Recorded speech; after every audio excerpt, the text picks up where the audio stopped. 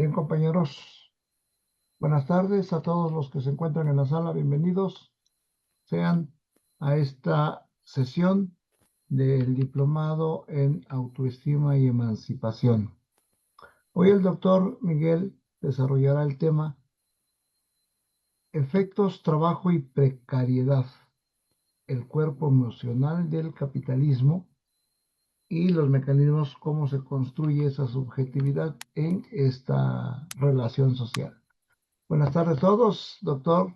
Tiene la palabra. Bienvenidos.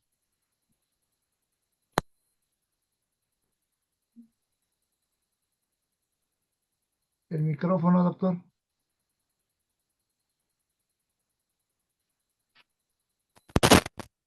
¿Ahora sí se escucha?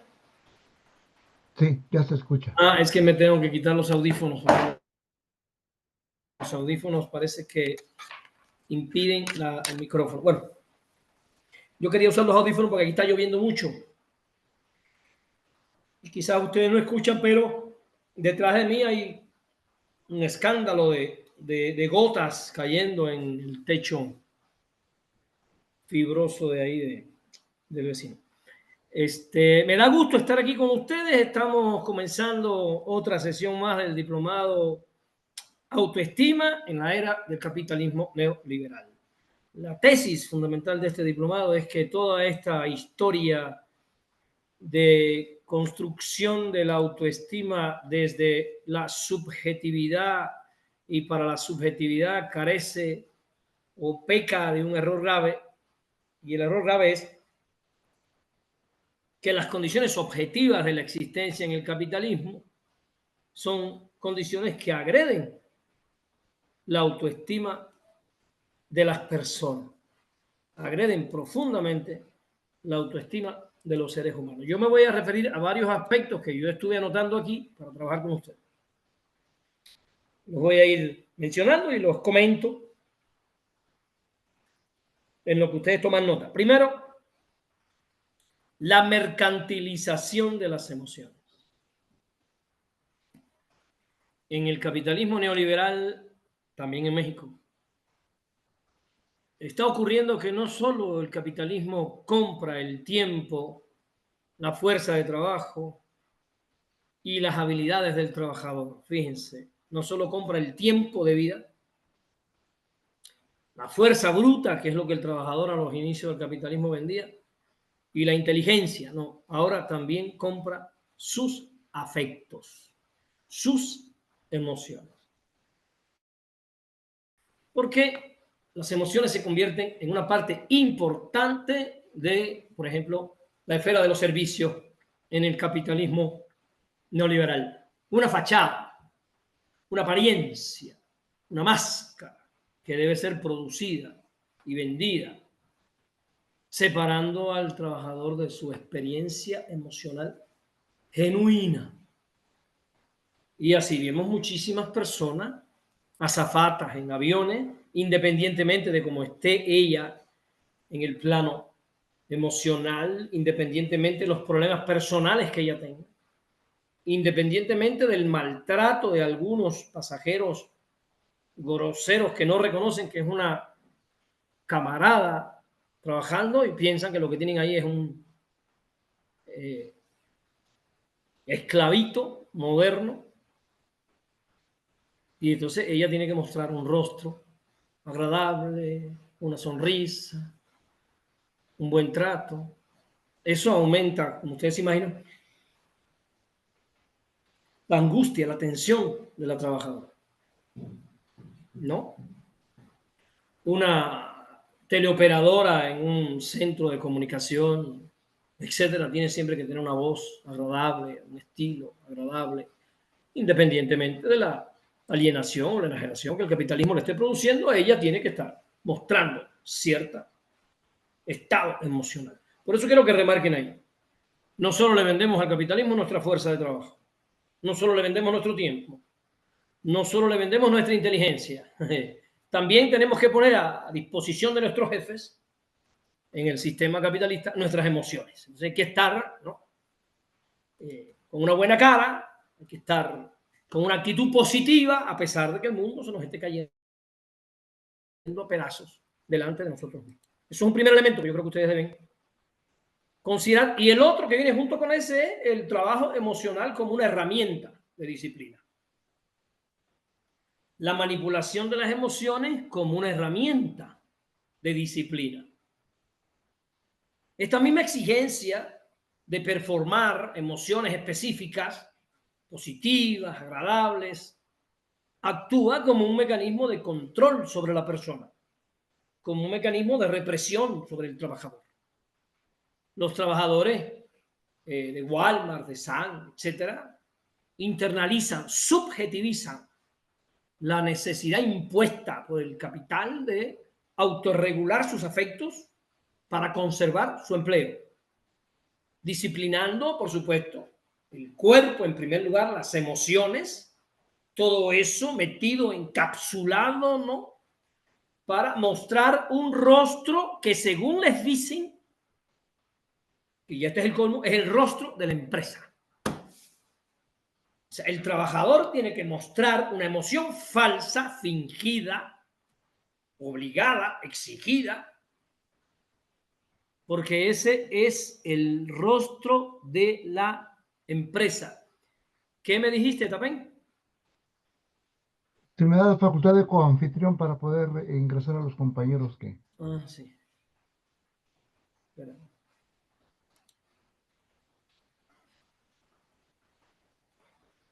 Un momento, compañeras y compañeros.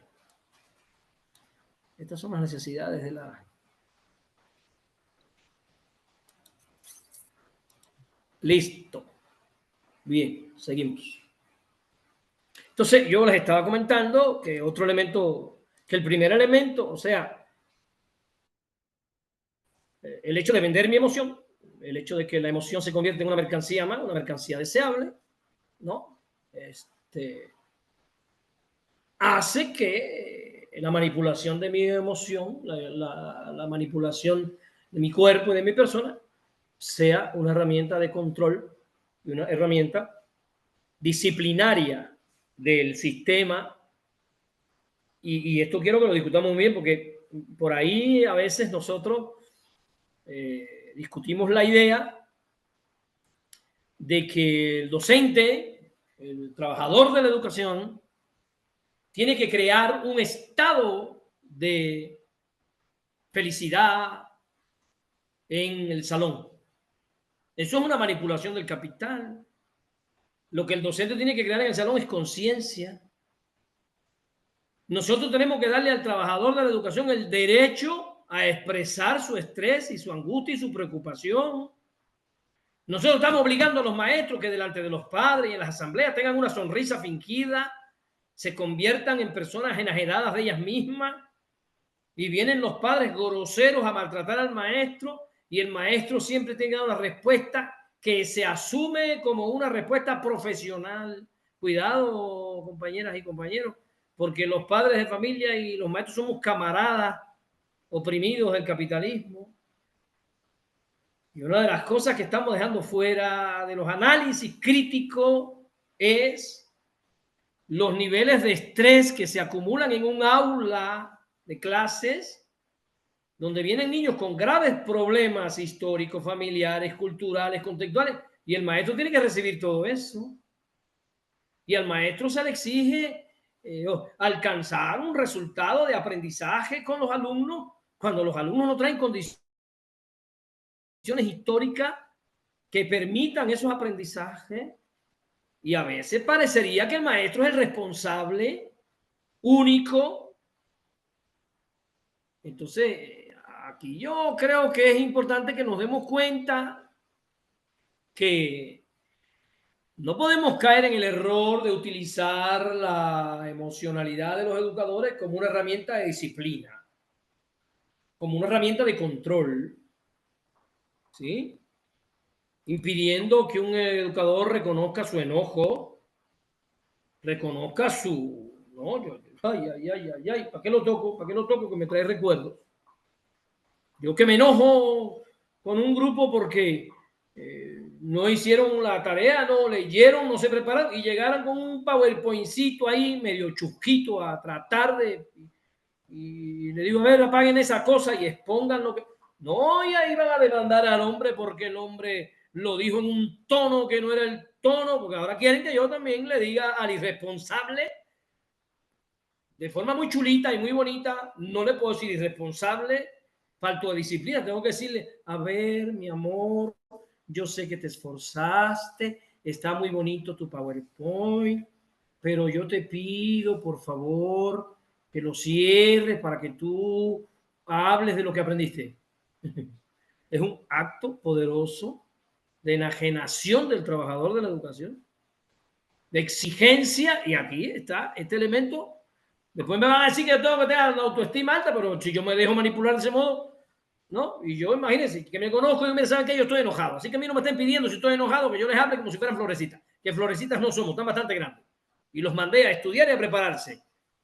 Y yo me paso horas estudiando para venir aquí. ¿Qué tú me vas a decir? Que tú tienes una vida diferente a la mía. Nuestras cotidianidades se parecen bastante. Estoy poniendo este ejemplo para que se den cuenta que la mercantilización de las emociones incluye a los educadores, a los maestros, a las maestras, a los directivos. Muchas veces esos educadores llegan después de haberse enfrentado al Estado, después de haber estado en una movilización, después de haber aguantado palos, luchando por los derechos de ellos y los derechos de los propios padres de familia, y llegan a las escuelas y se les exigen conductas emocionales que están distanciadas de la realidad que esos maestros están viviendo. Para que entendamos, que nosotros logremos entender los niveles de estrés, los niveles de angustia, los niveles de presión que puede estar acumulando un educador, porque el educador no solo está enfrentado al problema de aprendizaje, el educador está enfrentado al problema del capital, porque lo que él recibe son los rastrojos del capital y tiene como tarea erradicar los dislates del sistema, ¿no? Y que si la formación de valores, y que... Pero oye, Dios mío, qué formación de valores, mira el mundo en el que estamos, qué valor se salva en este mundo. Entonces, estos elementos que hablé, la mercantilización de las emociones y la manipulación emocional como herramienta de disciplina, nos lleva a concluir que una de las características más importantes del desarrollo de la autoestima en la etapa del capitalismo neoliberal, quiero que anoten esta tercera, es la precariedad laboral y la explotación afectiva. En la medida que el trabajo se precariza más, la exigencia para mantener un control de la afectividad aumenta. Quiero lo ponen así, son inversamente proporcionales.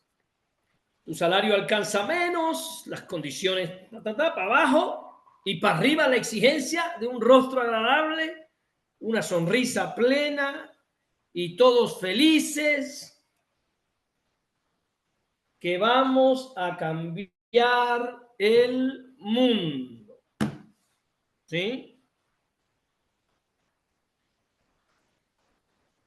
Por eso me preocupa cuando un camarada me manda un mensajito que dice, todo felicidad, camaradas, todo felicidad. Yo prefiero que me digan todo conciencia. La felicidad va y viene, la felicidad depende de muchos eventos, muchas veces casuales, sustantivos o insustantivos, ¿sí? Me caí, me quebré mi pierna y estoy con... Y entonces mi felicidad, ¿no? La felicidad es muy subjetiva, compañeras y compañeros, ¿vale? Para que quede claro. Y la felicidad no es un derecho, es una conquista. Y además no es una conquista individual, es una conquista colectiva. Ya lo he dicho, pero lo quiero repetir. La felicidad junto con la autoestima es una conquista colectiva de los oprimidos frente al capital. Ni siquiera es una conquista individual, porque usted individualmente conquista su felicidad en medio de la barbarie, usted lo que está es enajenado. Usted no es feliz. Si usted es feliz ahí en su casa, con sus bardas altas, ahí en su patrimonio, mientras afuera está rodeado de Palestina, disculpe que yo le eche a perder su fiesta de fin de año, pero usted no es feliz, usted lo que está es enajenado. Porque la felicidad del ser humano pasa por el servicio, pasa por el prójimo, como decía el camarada Jesús. No puedo ser feliz si el prójimo está con hambre, con frío, recibiendo bombas, recibiendo golpes, recibiendo maltrato. Entonces tenemos que tener cuidado porque toda esta, digamos, manipulación emocional es parte. Entonces digo, la precariedad laboral y la explotación afectiva. Primero, la inestabilidad laboral, porque tu carita y te vas. La inestabilidad laboral, además, intensifica la explotación afectiva, porque entonces queremos caerle bien al jefe, queremos estar en buena. Imagínense ustedes. El miedo a perder el empleo obliga a los trabajadores y a las trabajadoras a aceptar demandas emocionales abusivas, a renunciar incluso a sus límites personales, a aceptar que le pongan condiciones que él no aceptaría si él tuviese la seguridad de su empleo. Pero como ya el empleo no es seguro, a la mayoría de las personas ya el empleo no es seguro, entonces estamos todo el tiempo preocupados y preocupadas porque un mal gesto, un día malo, una mirada, un enojo que cargo, una frustración que cargo, y ya este señor no sirve porque este señor no sabe hacer equipo, porque nos están metiendo la idea que para hacer equipo hay que estar feliz todo el día. Nos están metiendo la idea que para poder hacer equipo hay que obviar mis emociones, hay que obviar las emociones del otro, y como somos ahora de cristalito, o sea, hacer equipo implica una manipulación emocional de las compañeras y de los compañeros. Esto hay que subrayarlo, compañeros y compañeras, porque el equipo se hace con conciencia, no con emocionalidad. ¿Sí? Es la conciencia la que logra la unidad de un grupo en torno a un proyecto emancipador. La conciencia histórica. Eso es lo que tenemos que buscar. Y si tenemos conciencia histórica, pues hoy llegó Reina Galvez y llegó de un modito porque, a ver qué pasó, compañera, tengo un problema en la casa, no te preocupes. Porque si ahora nos vamos a poner a nosotros, que para poder nosotros estar juntos y luchar contra el capital, necesitamos una sonrisa a las 24 horas. Como nos está exigiendo el capitalismo para poder trabajar, nos estamos aumentando la angustia y el estrés de las compañeras y de los compañeros. Necesariamente es así. Esa precariedad laboral junto a esa explotación afectiva nos llevan directamente al burnout o síndrome de desgaste profesional. Hay un enorme desgaste profesional. En primer lugar, compañeras y compañeros, porque tenemos que estar gestionando nuestras emociones todo el tiempo. Emociones que no sentimos, tenemos que estarlas aparentando. Hay una alta demanda de autonomía hacia el trabajador que sea capaz de resolver los problemas que genera el capitalismo, compañeras y compañeros. Porque nosotros decimos que el aula tiene que ser un espacio de alegría. Lo que nos están diciendo es que necesitamos que los niños que vienen de su casa con hambre y con necesidades insatisfechas, nosotros tenemos que lograr que estén alegres. Un niño que viene de la casa con violencia. Un niño que el padre emigró a los Estados Unidos, está solo con su mamá viendo a ver cómo sobrevive. Y cuando a mí me dicen que yo tengo que lograr que todos esos muchachos estén felices, digo, porque, a ver, pero no, por favor, no necesito una nueva escuela mexicana, yo lo que necesito es una varita mágica. Yo lo que necesito es una hada madrina. No hay método pedagógico para resolver los graves problemas que el capitalismo le pone a esos muchachos encima, y a mí me exigen que yo garantice, o que yo logre, o que yo. Y eso, por supuesto, genera un desgaste profesional. Bueno, se reconoce que hay un síndrome de desgaste profesional porque yo tengo que estar todo el tiempo gestionando emociones que no son auténticas. Ya eso implica para mí un enorme desgaste racional y emocional, un agotamiento, digamos, crónico. Y por favor, esto no solo es físico, esto tiene que ver con la emoción, tiene que ver con lo espiritual. El trabajador, pudiéramos decir, está perdiendo la capacidad de conectar consigo mismo y de conectar con los demás. Imaginen, compañeras y compañeros, un trabajador social que todos los días está enfrentando casos de extrema vulnerabilidad, con recursos insuficientes, que él no puede resolver los casos que le llegan. Y que encima le pidan que sonría y que se vuelve cínico, se vuelve insensible. Y llega a convertirse esa insensibilidad en un mecanismo de defensa contra esa realidad contra la que él no puede hacer nada. Imagínese un médico en urgencia, sometido a turnos interminables, que decide cosas que tienen que ver con la vida y la muerte. Y a veces no tiene las condiciones, y cuando ve que llega la familia con aquellas condiciones de pobreza, se dan casos de que el médico sufre un colapso emocional que le impide seguir ejerciendo, tener que irse a descansar, porque es que detrás de todo esto hay un sistema que genera la crisis y que pone a los médicos, pone a los maestros y pone a los trabajadores sociales a gestionar la crisis. Y si quieren pongan ahí, hemos llegado al punto que podemos decir que el maestro es fundamentalmente un gestor de la crisis del capitalismo. El maestro se dedica a gestionar el desastre del capitalismo para ver si puede lograr en ese niño al menos un espacio de tranquilidad, un espacio de paz, ya no de alegría, porque oiga, ustedes que son maestros, díganme, hay muchachos que tú los ves y tú dices, este muchacho, para que se ría, yo tengo que meterle un rayo, porque este muchacho viene de una situación real, que lo último que produce es alegría.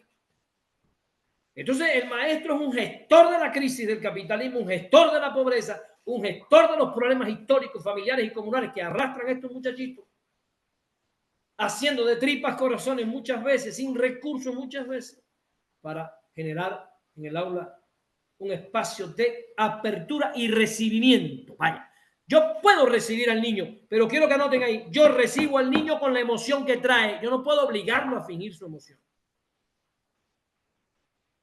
Yo no puedo decirle al niño, sonríe. ¿Y tú por qué te enojas? ¿Y tú por qué gritas? Oye, ese niño a veces tiene condiciones que no dan para otra cosa. Y entonces a veces nosotros queremos como pedagogos que el niño venga de una condición histórica depauperada y tenga el comportamiento como si viniera de Lunalandia, ahí, no tiene ningún problema, todo sonriente, todo. Oye, ¿qué es eso, pues? ¿Cómo se gestiona eso, pues? Y si tú no le puedes exigir al muchachito que esté sonriente, al menos lo único que tú puedes lograr como educador es recibirlo en esa condición emocional, aceptar esa condición emocional. Ahora imagínate que me quieran exigir a mí que yo esté feliz y sonriente todo el tiempo. ¿Cómo, pues? Por eso estoy aquí yo tratando de llevarlo a la idea de que hay un síndrome de desgaste profesional porque están poniendo sobre los hombros del educador, del médico, del trabajador social, etcétera, la carga sistémica de enajenación, de angustia, de pobreza, de depauperación cultural, emocional que el capitalismo genera. Esto es una discusión importante porque a veces llegan a las escuelas compañeros, camaradas, psicólogos, los llevan ahí para hacer, ¿no?, dinámicas de desestrés, hacen unas dinámicas así, y después de la dinámica, a mí me da por pensar que el capitalismo desapareció. ¿No? Ya hicimos la dinámica, todos felices, todos hermanos, todos abrazados, ya no hay muertos, ya no hay desaparecidos, ya no hay hambre, ya no hay datos. Venga la dinámica, como si con eso nosotros fuéramos a desaparecer la realidad.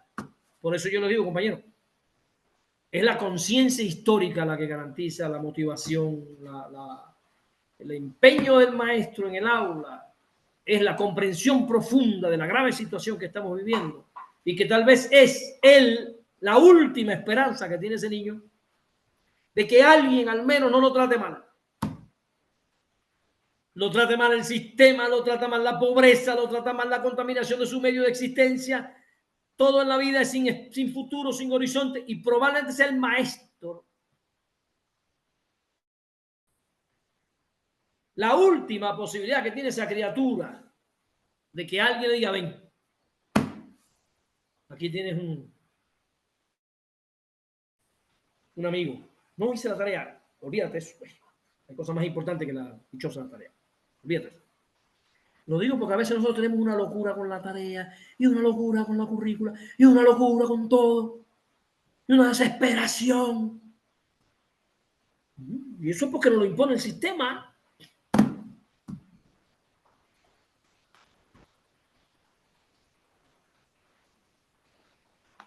A veces me escribe, esta mañana me escribieron unos muchachos. Profe, por favor, denos hasta hoy por la noche para entregar los disfrutes que nos falta de la maestría. Sí, no te preocupes, le digo. Ya yo entregué calificación. El que me lo dijo ya tiene 10. Ya yo le puse 10. Me escribe, profe, por favor, hasta hoy en la noche. Sí, le digo, no te preocupes, me lo mandas cuando termine.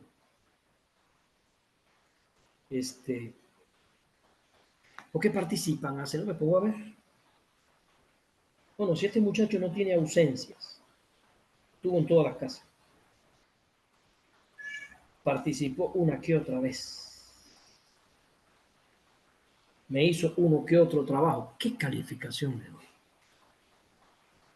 A ver, ¿qué tanto tiene que estar pensando tú? A ver, yo todo esto tiene 10, me faltó 3 veces, tiene 9. ¿Se acabó? ¿Qué tanto estás pensando tú? ¿A poco tú crees que te va a meter en la cabeza el muchacho sobre la calificación que el muchacho tiene? Eso de la evaluación es un misticismo pedagógico. La evaluación no es objetiva. Ya dejen de soñar. No hay manera de que sea objetiva. Probablemente el que sale peor va a llegar a ser un gran luchador social. ¿Quién sabe? ¿Quién sabe? No sabe nadie. Entonces lo que estoy diciendo es que nosotros tenemos que subjetivar el proceso, humanizar el proceso pedagógico que implica reconocer las emocionalidades de niños, de padres y de maestros. Y a veces nos enojamos demasiado rápido por tonteras, sin darnos cuenta de la presión histórica, social, económica, política que la gente trae encima para poder llegar ahí a esa hora con el niño y entregártelo. Entonces, el otro elemento, el quinto que quiero que ustedes anoten y que es fundamental, es que con toda esta manipulación de las emociones confundimos vocación y explotación.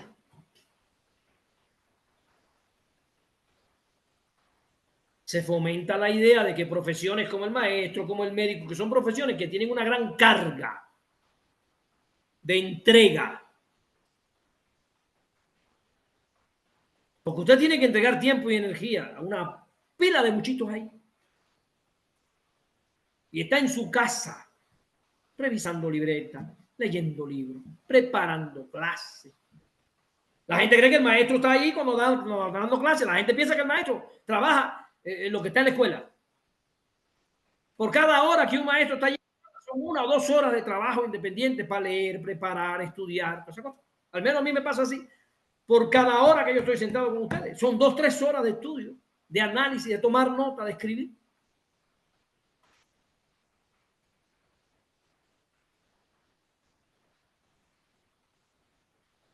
Entonces, si lo empezamos a ver así, tenemos que entender que desgraciadamente estas profesiones que tienen una profunda entrega, se fomenta la idea entre maestros, en primer lugar, anótenlo, porque los primeros que hacemos esto somos nosotros. Se fomenta la idea de que tiene que haber una entrega total y un sacrificio total a la pasión de educar. Lo que por supuesto se usa para justificar salarios bajos, condiciones laborales excesivas, abusivas, trabajos a deshoras, reuniones a deshoras.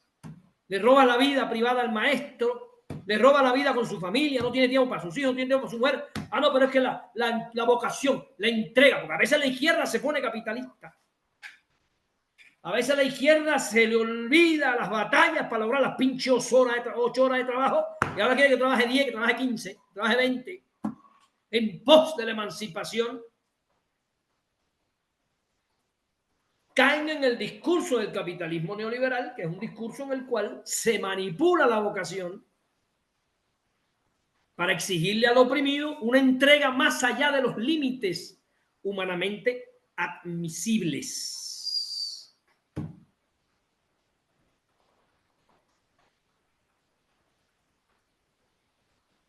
Yo les propongo que en vez que en vez de 2, vocación contra explotación, pongan vocación, explotación y conciencia histórica. Porque yo no creo en la vocación, yo creo en la conciencia histórica. Pero yo creo que más que vocación necesitamos una conciencia histórica. Y el tequio que yo doy no lo doy por vocación, lo doy por conciencia histórica, porque es un tequio político. La vocación es apolítica, la conciencia histórica.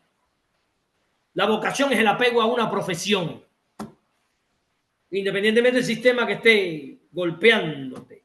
La conciencia histórica es el apego a un ideal emancipatorio. Entonces, la conciencia histórica me lleva a yo donar tiempo, a yo hacer mi tequio, a yo hacer mi aporte, mi sacrificio. No la vocación. Pero entonces los camaradas tenemos que tener cuidado porque no podemos explotar argumentando la conciencia histórica, exigirle al obrero una explotación más drástica que la explotación del capitalismo. Más terrible que la explotación del capitalismo.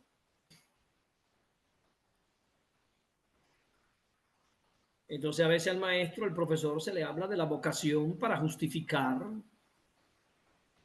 un exceso de actividades laborales fuera del tiempo, no remuneradas, preparando clases, atendiendo padres, pao. Tenemos que tener cuidado. Tenemos que tener cuidado para no caer en el extremo de aplicar nosotros en la izquierda la misma herramienta del capitalismo, mercantilizando las emociones, ocultando los procesos de explotación laboral detrás de la palabra vocación, ¿no? Para violentar los derechos de las compañeras y los derechos de los compañeros. Es una discusión interesante. Yo no quiero cerrar el tema porque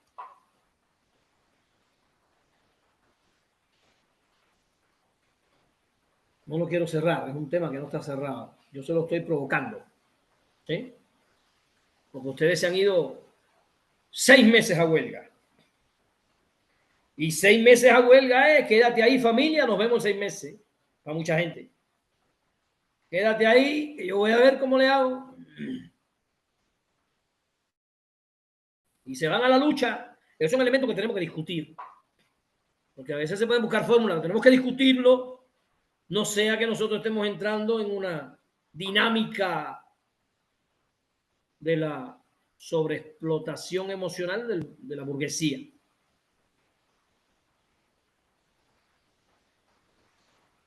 Todo esto que yo expliqué hasta aquí nos lleva a otro elemento fundamental que quiero que ustedes consideren.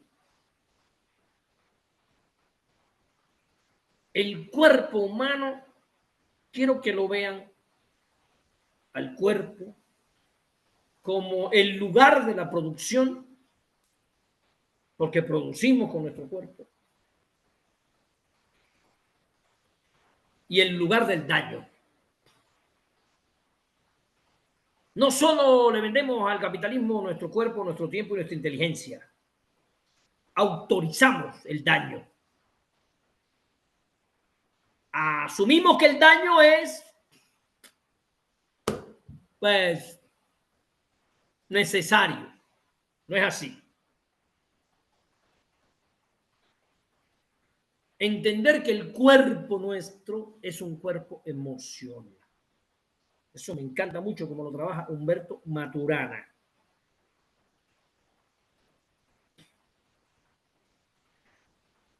Que Maturana decía que la emoción era un estado corporal dinámico. La emoción no está por aquí, no está por acá, no está por acá, no está escondida en un riñón. La emoción es el estado dinámico de mi cuerpo. Mi cuerpo carga toda la emoción. Incluso Maturana dice que, yo no me acuerdo exactamente la definición, la trabajé hace un tiempo, decía que la emoción es un estado corporal dinámico total, y decía como algo como que la emoción incluso determinaba el horizonte de conductas posibles. Así, me encanta como él lo decía. O sea, según la emoción que usted trae, son las posibilidades de conductas que se abren en su diapasón. Por tanto, yo tengo que ir la emocionalidad del niño.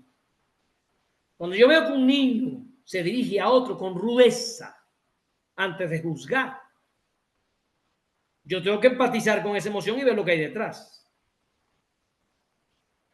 Porque es incorrecto exigirle a los niños que todo el tiempo sean risitas y amor con todos, porque eso no lo puede hacer una persona. Somos seres emocionales.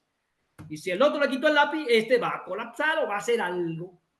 Ah, no, pero nosotros queremos hacer con los niños lo que el sistema quiere hacer con nosotros. Carita feliz, maestros sonrientes. Todo el tiempo, felices en la escuela. No manches, cabrón. ¿Que tú crees que yo no me enojo, que no tengo marido, que no tengo mujer? ¿Que tú dices que yo vivo en la luna? Parecería que la autoestima es congruente con sonrisita todo el tiempo. Cuidadito, compañero. Sospechen del que esté todo el tiempo feliz. Sospechen de alguien que todo el tiempo está feliz en este mundo de miseria y enajenación, porque ese está en las nubes, o se echó un pitillo de marihuana junto con Vicente Fox, o está totalmente enajenado, porque en este mundo atroz en el que nosotros vivimos, en cada esquina te espera un rostro enjuto, el rostro enjuto de la realidad en la que vivimos. Usted no tiene que inventarla. Entonces, el cuerpo emocional es el instrumento directo del trabajo. El trabajo afecta directamente la emoción. La tensión constante entre la realidad en la que yo estoy y esa emoción performada, esa emoción que me exigen, esa emoción que yo tengo que fingir, o sea, entre la realidad y mi emoción hay un sismo, porque me exige el sistema que yo no responda con congruencia con la realidad. Y tengo una persona, un padre delante, faltándote el respeto a la maestra, y la maestra sonriente, aguantando vara, como se dice aquí, sin poder decirle sus 4 verdades al infame. Después que usted está ahí con 35 muchachos todo el día y que venga este sujeto porque el niño se golpeó con la silla, a escandalizar, porque él no quiere que su hijo se golpee ni con el pétalo de una rosa. Me pregunta si tengo mis obras escritas. Tengo muchísimas obras escritas. Ensayos publicados. En lo que va de año tengo como 10 ensayos publicados ya. Pero ya estoy preparando uno de estos, porque este diplomado con ustedes me lleva a mí a pensar cosas que yo digo, a ver, esto mismo que estoy discutiendo, Tapén. Es necesario escribir un ensayo sobre la emocionalidad del maestro en su relación con la realidad histórica. Porque se está exigiendo a un maestro que no existe. Se está cargando emocionalmente a un sujeto que se le exige sonreír en medio de, como yo le acabo de decir, en medio del desastre, ¿no? Entonces, esa tensión de la persona que está fingiendo algo que no siente y que es una tensión real y profunda, genera enfermedades psicosomáticas. Le empiezan a salir cosas, urticarias, se le cae el pelo, quién sabe qué cosas, depresión, trastornos digestivos, chorrillo, insomnio, quién sabe. Pero cada vez que estemos en eso, eso son somatizaciones de los... Imagínense ustedes una cajera ahí de Sams que tiene que estar chocando todo el día con personas insoportables, empezando por su servidor. Soy insoportable, realmente. Yo mismo no me soporto. Yo me acuesto, cuando me acuesto estoy feliz porque voy a descansar de mí 8 horas. Digo, voy a descansar. Imagínense ustedes. Todos los seres humanos cargamos oscuridades, vetas y recodos, no somos angelitos citados aquí en México para hacernos feliz a todos. Somos así. Entonces, lo que estoy queriendo compartir con ustedes es la idea de que hay una manipulación de la emoción por el capitalismo neoliberal, por los sistemas estructurados de trabajo, por esta cotidianidad manipuladora en la cual se desconoce constantemente la situación real a la que se enfrentan los servidores públicos en general y los maestros en particular, que es a los que yo hoy me estoy refiriendo. En definitiva, ustedes pueden poner ahí, esto que voy a decir no es una parábola. No lo asuman como una parábola. Yo quiero decir esto y que ustedes lo anoten y lo piensen. Porque el afecto, la emoción, la afectividad se ha convertido en una plusvalía inmaterial del capitalismo. No solo se quedan con el plusvalor, se quedan con la plus emoción. Hay un robo de emoción del trabajador, se le impone una emoción falsa en medio de la explotación del capitalismo. Se le exige una falta de disposición emocional ante la explotación del capitalismo. Por tanto, yo les sugiero asumir la afectividad como una plusvalía inmaterial de este capitalismo cognitivo y afectivo, no solo cognitivo,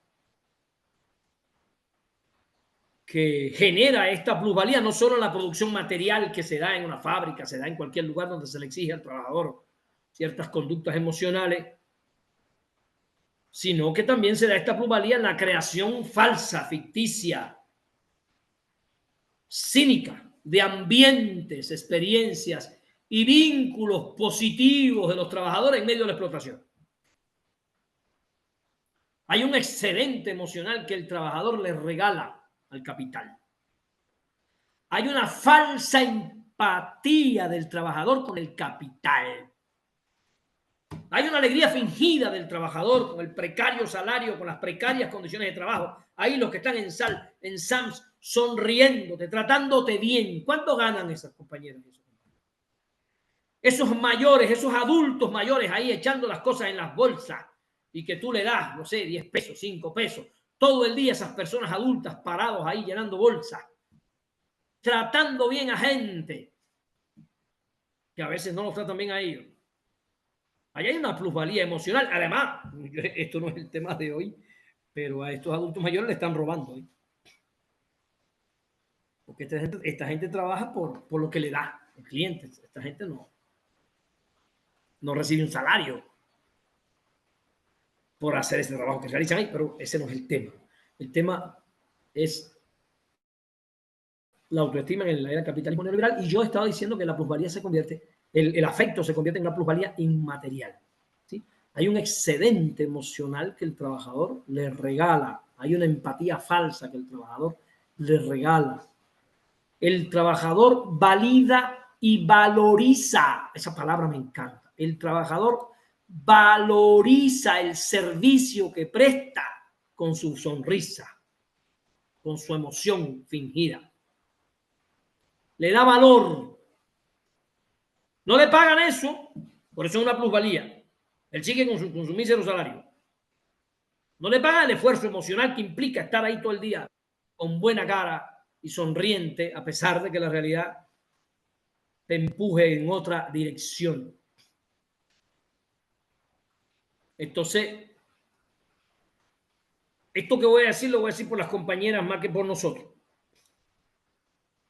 Más por las mujeres que por nosotros.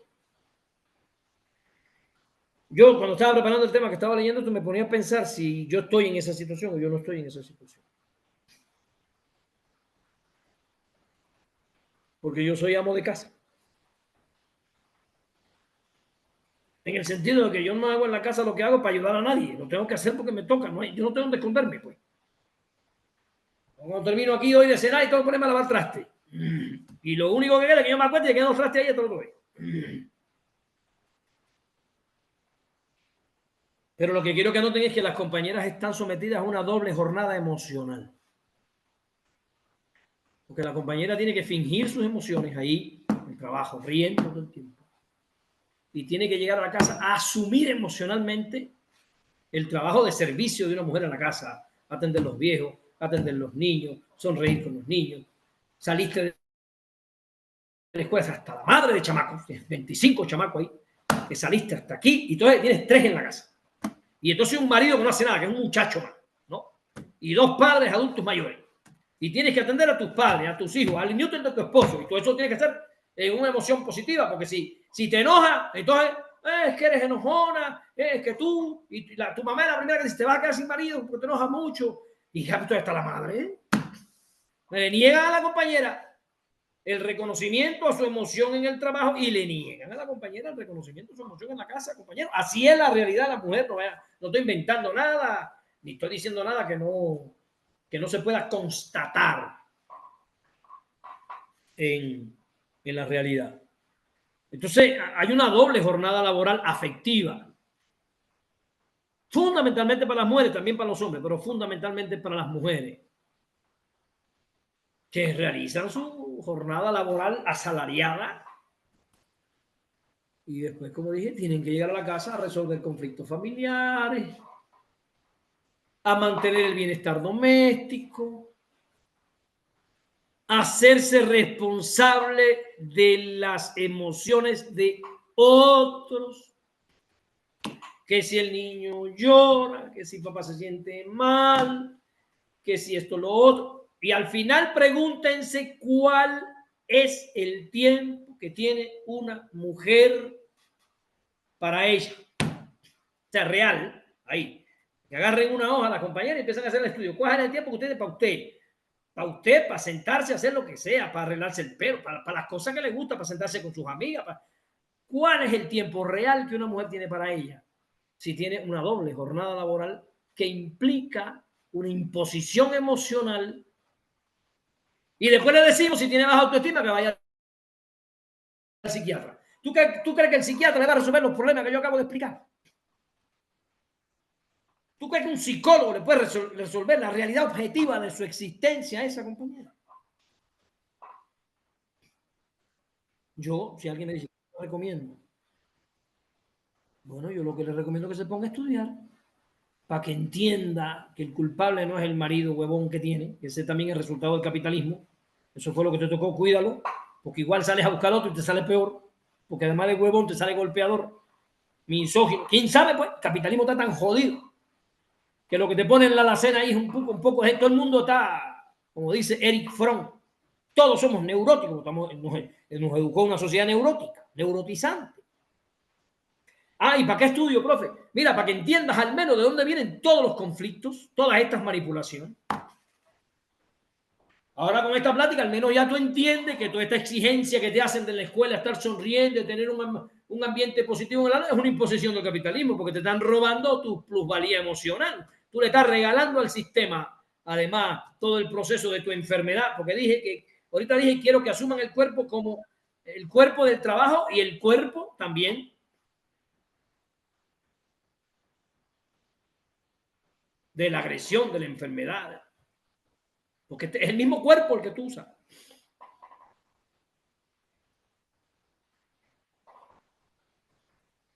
Y todo esto que yo he explicado hasta ahora, que lo que he explicado hasta ahora es bastante preocupante, genera otro elemento más que quiero que pongan por ahí, creo que es el 10, yo voy contando, pero no ¿cómo va la cuenta? Y es que estamos ante una patologización del malestar laboral.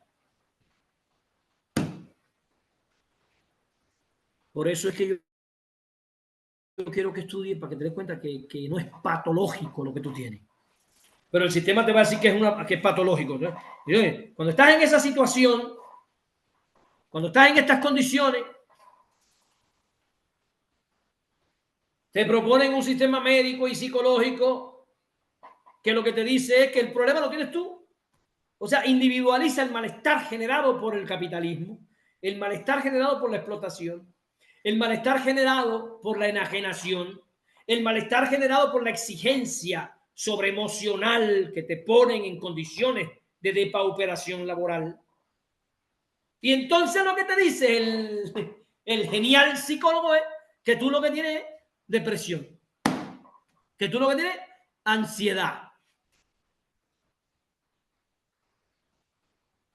Por eso yo les digo, compañeros, no se vayan al psicólogo, váyanse al sociólogo.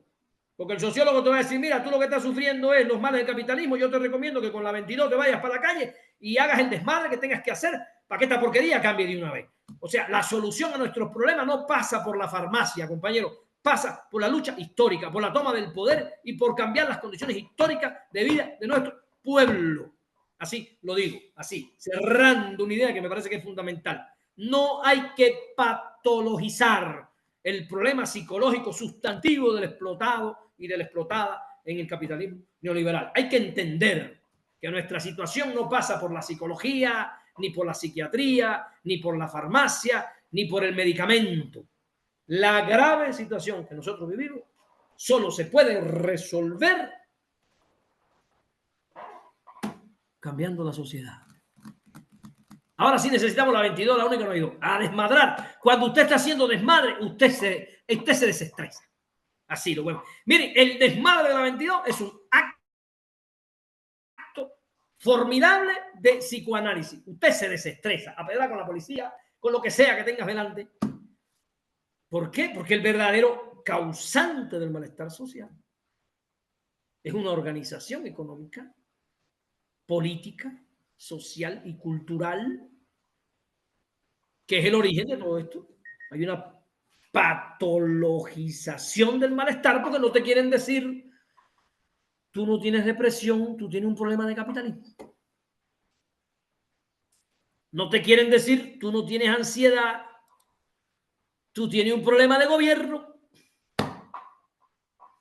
tú no tienes ningún problema psicológico, tú lo que tienes es el problema es que te falta un palo para salir para la calle a partir madres y cambiar el mundo. Porque así como está el mundo, no vas a resolver tu problema jamás. Tu problema se reproduce day to day, día tras día, jornada tras jornada. Y todavía hay gente que me dice, no, porque yo me desestreso con mis clases. ¿Usted cree que yo me desestreso con los diplomados? No, yo lo que quiero es conciencia histórica. El estrés no se me quita. Ahora que agarraron a todos los barcos que iban para allá, para Palestina, secuestraron a toda esa gente, uno no sabe qué están haciendo con esas pobres personas, con esas mujeres, con sus compañeros. Uno dice, Dios mío, ¿qué estarán haciendo estos bárbaros? ¿No? No, a mí la clase no me quita el estrés, no me quita la angustia. A mí la clase lo que me da es conciencia y yo logro al final decir, no, yo no tengo ningún problema psicológico. Yo no estoy tan jodido. A veces sí pienso que se me cruzó algún cable, pero lo generalmente pienso es, no, es que hay un sistema que me está empujando hacia esta apresurada existencia neurótica que tenemos todas y que tenemos todos. En definitiva, no creamos en esta patologización del malestar laboral. No, por favor. Hay algo objetivo detrás de esto. Y como resultado y colofón de todo lo que expliqué, estamos frente a una alienación de mis propias emociones. Estoy separado de mis propias emociones, estoy distanciado de mis propias emociones. Estoy obligado a vender mis emociones, obligado a falsificar lo que siento, obligado a mostrar un rostro que no es auténtico y por tanto me alieno. Pierdo incluso la capacidad de discernir qué realmente siento y qué no siento. Y eso lleva a mucha gente a una sensación de vacío, de inautenticidad. Muchas veces tienes que ofrecer esperanza y consuelo, cuando en realidad tú estás en una situación. Por eso estoy diciendo, el capitalismo produce alienación de las propias emociones. Y después tenemos todos estos fenómenos allá en Estados Unidos, que un loco disparó y mató al otro que estaba dando un discurso, otro que se mete en una escuela ya con una ametralladora y ahí asesina no sé cuánto. Todas esas son manifestaciones de la misma enfermedad social. No lo digo yo, lo pueden buscar en Erich Fromm en Psicoanálisis de la Sociedad Moderna, donde nos dice claramente, aquí lo que hay es un sistema neurótico, neurotizante, vaciando de espiritualidad, de valores y de humanidad a todo el mundo, convirtiéndolos en máquinas, correteando atrás de $4 para llegar a fin de mes. Y todo lo que alguna vez pudimos haber disfrutado de este regalo del ser humano, capitalismo neoliberal, te lo roba, te lo desaparece. Y al final caemos en una situación en la que se nos exige una autenticidad falsa, performada también. O sea, ni siquiera te piden que tú finjas tu rostro. No, no, no, no, no. Es que tienes que hacerlo que se vea creíble. Es que tienes que convencer al cliente de que estas emociones falsas, mercantilizadas, fingidas, exigidas por tu patrón, son emociones reales y espontáneas. Vaya, para mayor angustia y estrés del trabajador o de la persona que esté en esa situación. En definitiva, no se nos puede olvidar que todo esto que está ocurriendo ocurre porque el capitalismo asume los afectos de las personas como estrategias de marketing. Las marcas explotan los vínculos afectivos para generar lealtades del consumidor. El trabajador es la cara visible de una empresa que destruye el medio ambiente y explota a sus trabajadores. El trabajador tiene que fingir valores que la empresa en realidad no tiene. Todo eso genera una alienación, una inautenticidad en el trabajador que aumenta la angustia, que aumenta el estrés, que aumenta el agobio. Y al final desarrolla en muchas compañeras y muchos compañeros una resistencia a la afectividad. Nos volvemos insensibles. Nos volvemos insensibles porque la estrategia de fingir para ganar consumidores, para atraer clientes, nos convierte en personas alienadas de nosotros mismos. Y frente a esta misma explotación del capitalista, el trabajador puede estar generando tácticas de resistencia, volverse insensible ante las cosas que le diga el jefe, endurecer mi emoción, como dicen aquí en México, aprender a aguantar vara, o sea, aprender a aguantar maltratos, aprender a aguantar faltas de respeto, que mi jefe pase los límites, y yo volverme un ser humano totalmente alienado de mí mismo, que pierda el respeto por mí mismo. Al final, imagínese usted. Bueno, yo creo que para una tarde de sábado, ya yo los preocupé bastante, porque me imagino que ustedes se han quedado preocupados con lo que yo explicaba aquí, con todo este tema que nos ha tocado hoy. Ustedes se han quedado preocupados, y si no, yo mañana no, yo el lunes no voy a trabajar. Y el lunes van a llegar ustedes con un palo. A ver, ya echar desmadre ahí, porque ya estoy hasta la madre de estar fingiendo. Compañeros, conciencia histórica. Yo la ruta que veo es conciencia histórica. Conciencia histórica para entender al compañero que te exige lo que no debe, porque él está siguiendo un patrón, está justificando un salario, quiere ganar cierto reconocimiento del jefe. Conciencia histórica para entender la situación en la que estás. Conciencia histórica para entender cuál es la ruta. Porque la ruta no debe ser que te angusties innecesariamente, que te estreses innecesariamente. Cuando tú comprendes de dónde viene todo esto, termina el estrés. Le deja de dar la importancia que no tiene. Porque evidentemente todo esto el trabajador lo pone en un primer plano porque el trabajador está correteando atrás del ego, correteando atrás del éxito, correteando atrás del reconocimiento que el otro no le da. Todo ese correteo para que el otro me reconozca mi trabajo y que es parte de la manipulación del capital aumenta el estrés y la angustia del trabajador. Entonces, la conciencia histórica te lleva a entender todo este mecanismo para tú decir, a ver. Ya, ¿no? Estoy haciendo lo humanamente posible para ayudar a este muchacho. Estoy satisfecho con el esfuerzo que estoy haciendo, estoy contento con el esfuerzo que estoy haciendo. Vamos a bajarle una rayita porque terminas enfermo, terminas... Bueno, yo creo que por hoy ha sido una sacudida bastante importante. Le doy la palabra a Tapén para las compañeras y los camaradas que quieran aquí participar, decir algo, si les pareció bien, si les gustó, etcétera.